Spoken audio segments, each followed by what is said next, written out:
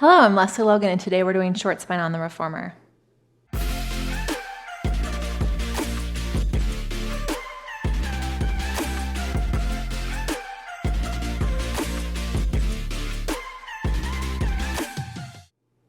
You guys, this is so good. It's also one of the exercises I think doesn't get the juice it deserves. It's really easy to just let the straps pull you into position, and I really would love for you to learn how to stand in your straps and pull yourself into position. I think you'll get a lot more stretch and spine stretch and short spine out of it.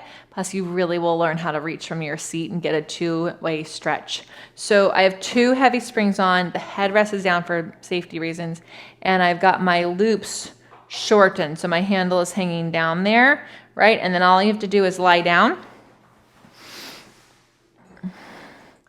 And then I would love for you to practice lifting both feet in at the same time. If you can't get your hips up to put your feet in here, then you probably shouldn't be doing short spine, because you need that kind of abdominal connection to lift your hips up with the straps. And then I use the back of my legs to pull my feet down into place, and I press the legs out.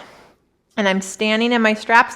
I lift my hips up, and I just keep standing in my straps. And so the carriage moves with me, and I'm unrolling off of it. And then I pull my knees down, and then I roll my hips down.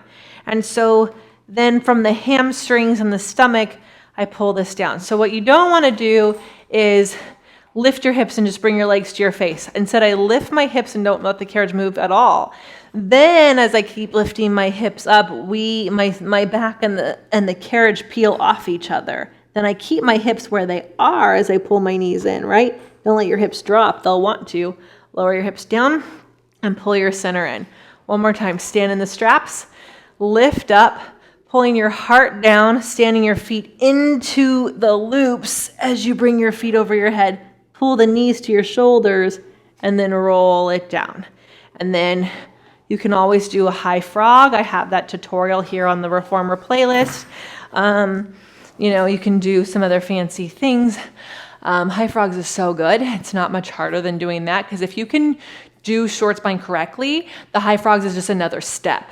If you're doing short spine incorrectly, the high frogs are going to feel really uncomfortable in your body. That's just kind of how it goes. So it's a big reveal. But you and your carriage should peel off each other. And a good sign that you're ready for short spine is that you're rolling like a ball is super strong and connected.